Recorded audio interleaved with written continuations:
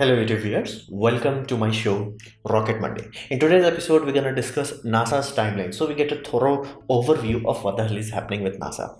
Well, first we must start with, where everything starts on a birthday.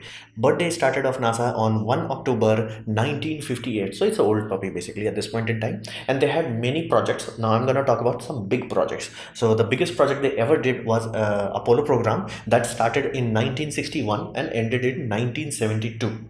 So it was not a very long run. Then you have to understand during that time in Apollo 11 they successfully managed to put a man on the moon on 1969. So that was the highest height basically NASA ever went. Again Apollo 12 also landed, but you get the idea, like that was the first time. So it's the highest height NASA has ever achieved. Then the same rocket that was built, basically Saturn V, they re-engineered in such a way that upper stage becomes a payload basically. So they created using that technology Skylab. Now this was America's first approach to space station, because even though Soviet Union and Russia has lost the basically moon race, they were trying to build space station and they were quite successful at that. So panicking from that, this Skylab was built on a hurry. Now it was a partially successful mission because it did allow them to build a space station, but again they had solar panel failure, insulation failure and all that jazz. But again it did work out. They did learn a lot of things, and you have to understand that this was a big space station, because even though ISS has more quote-unquote space relatively speaking, but each of the modules are very small. In this one module was basically, again, it's an empty rocket stage, so it's huge. The inside one continuous volume, it was huge, like it's the highest so far. So Skylab was a successful project. Then to realize that, like to make space basically Skylab last longer, they started the project known as Space Shuttle Program, which you know. Now this started in 1972. However, the project was not completed on time. That's why Skylab could not be saved. Skylab was let into basically burn up in the atmosphere, because the original idea was they're gonna dock with a space shuttle and then they're gonna reboost the orbit, same way they did to ISS. But again, the project was not ready. Now this project ran from 1972 to 2011. Then we come to the biggest project NASA ever took so far is International Space Station. Now, after building Skylabs and seeing how much Russia was basically progressing with their Mir space station, they realized early on is that they flat out cannot build a giant enough space station. So they created international collaboration, basically with Canada, European Union, and Japan and all that. Basically, whoever was willing to chip in the money, they are like, okay, tada, come on in, basically. So that project started on 1993 and it's still going on. Then because of space shuttle who has they started commercial program. Basically this was the idea, is that hey, we know how to build rocket, here's the deal, there are 100 companies that also know how to build rocket and we are outsourcing anyway, so might as well create a complete launch system where they're like, okay, NASA is only going to focus on things that only NASA can do. Basically NASA can only organization that can train astronauts. Again, I'm talking about private versus here. So what if let's say Boeing builds the rocket, what if ULA builds the rocket, or what if northern government builds the rocket? We don't have to worry about the rocket, they will build the rocket and we'll simply take care of the astronaut. Basically things only NASA can do. So this created the project known as commercial resupply missions, basically from 2006, and is still going on. So this is the history. These are the big missions. There are hundreds of missions below like inside this timeline, but these are the big things. So let's take a look at like their big wins and their big losses. Now the biggest win they ever had was Apollo program. Now Apollo program was successful on a level that is very hard to comprehend. To give you an idea, think of it this way: this project single-handedly created more technologies that you can count. To give you a context of that is this way: there was no IC, basically integrated circuit did not used to exist. It was created for this project. IBM worked on the computational module and all that. Basically things were created just so this can work.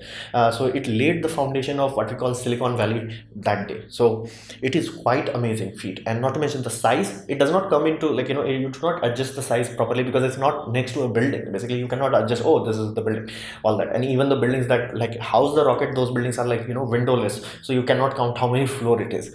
So it is huge. It's like Statue of Liberty kind of huge, and it went to orbit. And this puppy was so powerful, it can put 150 tons into low Earth orbit. To give you a context of that, right now there is no rocket, not even on paper, that can attempt that. Basically even original BFR was supposed to be like 300 tons, but then it was scaled down to 150 tons. Right now it's scaled down to 100 tons. So this is still the king. And even SLS, if it works, not the first one, block 3 and 4 will touch this kind of payload. So it was amazing. Basically god tier technology. So it was very successful and had no fatality. Basically, it went from low Earth orbit to moon and brought people back safely. They had one accident in Apollo 13, but people were returned safely. So awesome. Then we come to space shuttle. Now this puppy was big. Now side effect of that, this puppy was expensive. It was talked about around $1 to $2 billion per launch. So people are like, yeah, that kind of money we cannot keep continuously spending. So, and this time Cold War has ended, so they are like, okay, we need something more agile, more flexible, more cost effective. So space shuttle was created. Now that ended in tragedy. Basically, space shuttle was not a failure in terms of, okay, it did not did what it's supposed to. It costed life. To give you an idea, only in Apollo 1 crew had a fatality, and that fatality did not happen on the rocket. It happened on the test stand, so to say. So it was not a fault of the rocket could not have done anything there. So here on the another state where you are talking about space shuttle, two fatalities happened. Basically, where two incidents happened, and both of them basically took lives, and 14 lives altogether were lost. So surprisingly high body counts, like ludicrously high body count. And to understand that, like to put salt on the wound, so to say, it's like it went on the moon and brought people safely back. This went to low Earth orbit and successfully died. So flat out it was a failure. Not only like, okay, it had fatality, that's not a big deal. Again, it did not have enough launches, because the original idea was they're gonna launch this puppy every month, two times per month. That was their target. They successfully managed to achieve 2 launches a year, so very slow. And their bill supposed to be like, this was like, if they are optimized it was like $1 billion per launch. This puppy, after all the R&D, everything, basically what was the final launch cost, it was $1.5 billion. So it was like it failed on every front, not only in terms of safety, in terms of agility. It failed in so many ways. That was like it crippled NASA to such a point that they have to go to Russia and be like, hey, can I use your right to go to basically International Space Station? So it's not a failure as in like, okay, oh, it costed more. No, it crippled NASA, so to say. And let's talk about International Space Station. Now it was a huge success. As of now, the things that we know about human anatomy, and what happens to human anatomy on 0G is only possible because we have one place where continuous long-term experiments can be done. So it is amazing. Like ISS, huge success. Then because early on people realized that space shuttle is not going to cut it birthed commercial resupply program. However, that is the foundation why we have SpaceX, because you have to understand that if SpaceX started with $100 million, that is nothing. Like that amount of money is so small. They built Falcon 1, which had one rocket engine on its base, basically, so to say. So Falcon 1, and not to mention it was not that powerful. They built it, they tested it, it failed 3 times or 4 times, and then they're like they successfully succeeded in 1 time, and then NASA is like, okay, here's the commercial resupply mission. The money, some people say, it was like $400 million to $500 million. Using that money, Falcon 9 was built. Using that Falcon 9, they successfully started to do return to land site, basically landing successfully, getting basically paid customers. So basically SpaceX is solely existing because somebody created commercial resupply program. So that is a very huge success. Then we have to talk about the recent program, that second stage program, which is commercial crew program. Right now they are only sending payloads, cargo experiments and all that jazz, not humans, because they have to human test something. And this time they're not going to tolerate the mistakes that was done with space shuttle. So they want absolutely safe system to go up.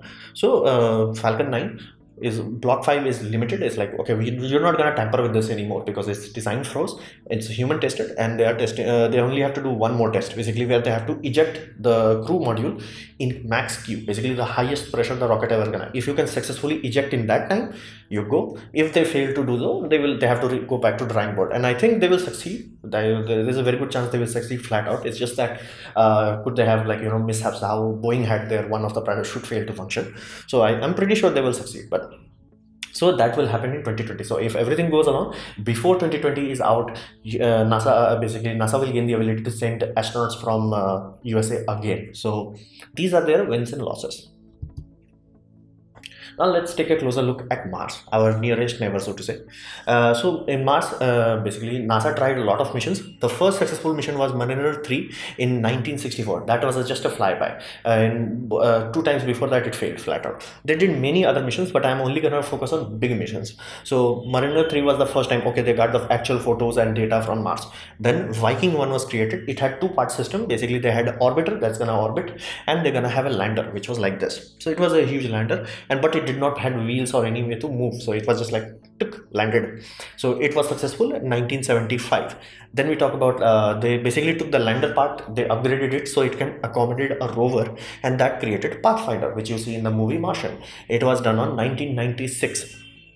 Quite successful mission. Now many other rovers were also sent, like Opportunity and all that jazz, but most of them had limitation with solar panels, simply because solar panels, dusty storm and all that jazz, so it does not work for very long. So Curiosity was sent. Now Curiosity was landed on Mars basically 2011, and it had nuclear power. Basically it had a nuclear thermoelectric generator battery which will last forever, basically, quote unquote.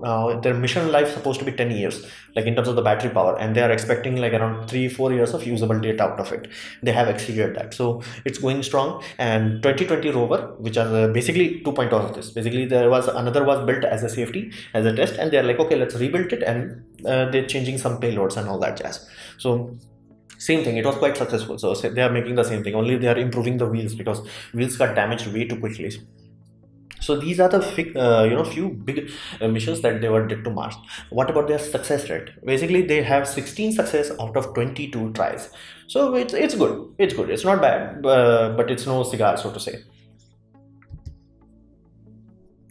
So what we can expect in the future of NASA? Well, NASA's biggest money shot right now is SLS, basically Space Launch System. This puppy, if done to the final limit, it could, like a SLS Block 2 cargo variant, should reach basically the capacity of Saturn V or even exceed it. So big rocket basically. And all the basically NASA at this point in time, they never want to repeat the same mistake of space shuttle, so they want to have 3 players working on it. So they are making their own SLS, which is from ULA and all that jazz. They are building another system, basically a capsule from Boeing, which is Starliner, but Starliner can be put on top of anything, basically, quote unquote. It can be put on top of SLS, it could be put on top of basically Falcon 9, it could be put on top of Atlas series. So they are making another vehicle basically. So in case of a vehicle failure, like something happened in the failure, like a vehicle like Orion or Dragon capsule, they have another vehicle. So they want 3 players at this point in time. So SpaceX can take care of things, Boeing can take care of things, and NASA itself can take care of things. So they never want to have the scenario where it's like, okay, something bad happened with something and we have to shut down the project. No, they want to have backup on top of backup. That is why even if Boeing is like, taking more money, they will keep giving it money because they want to have 3 point of redundancy. And the biggest project that they're going to build after ISS is basically Lunar Gateway, LOBG, basically a lunar ISS, so to say. Now NASA's approach has changed recently. It went from, like, national pride and everything national to basically commercial. Basically, hey, we know how to build a rocket, we built it in 1970, please take take it away from us, like, optimize it, refine it, do cost cutting, do take care of the things that you can take care of, we'll take care of the things that only we can take care of. So SpaceX, while they can make amazing rockets, they cannot train astronauts, they do not have the clearance for that. NASA does have that. So NASA will be like, hey, we'll take care of the astronaut part, we'll take care of the your funding part, we'll take care of like what we're supposed to do in space, you take care of the rocket part. So their partnership have changed, and they are taking more like hands-on approach with global partnership also, with from Canada, European Union and Japan. So things of that nature. So future is quite bright in this scenario. So you have to understand, like, NASA at one point was amazing, it reached higher heights. So what the hell happened to NASA? It's like, how the heck it went, organization that was like, whoa, and to organization that every Tom, Dick and Harry is like, SpaceX can beat it. So what the hell happened? First thing you have to understand that loss of public interest was the biggest thing, because Apollo 11 was successful, Apollo 12 was successful, and Apollo 13 had a minor accident, so it got renewed public interest. So they pushed it to Apollo 18. Now after that, people are like, dude, what's the point? Because Cold War was over at that time, so people lost interest. The people went to the same point. It's like, hey, what's the point of spending this kind of money? And that was the core reason why space shuttle was created, because it's supposed to be cheaper. So public interest happened, lost the interest. So senators were elected. That was like, hey, I'm gonna cut money from NASA. So those people went into Congress and cut the budget. Now that is the biggest blow to NASA that ever happened, simply because loss of funding. Because if you see, the highest peak they ever reached was 5.5% of national budget. Basically, if USA had $100 from government money, almost $5 plus was sent to NASA. Now that was the peak of Cold War. What happened after that? Here's that dropped. Slowly they dropped. And as of now, as I'm making of this video, it's below $1. It's below 1%. NASA does not even have 1 whole % of basically national budget. So flat out, NASA does not have the money. Basically, they do not have the money to do grand things they want to do.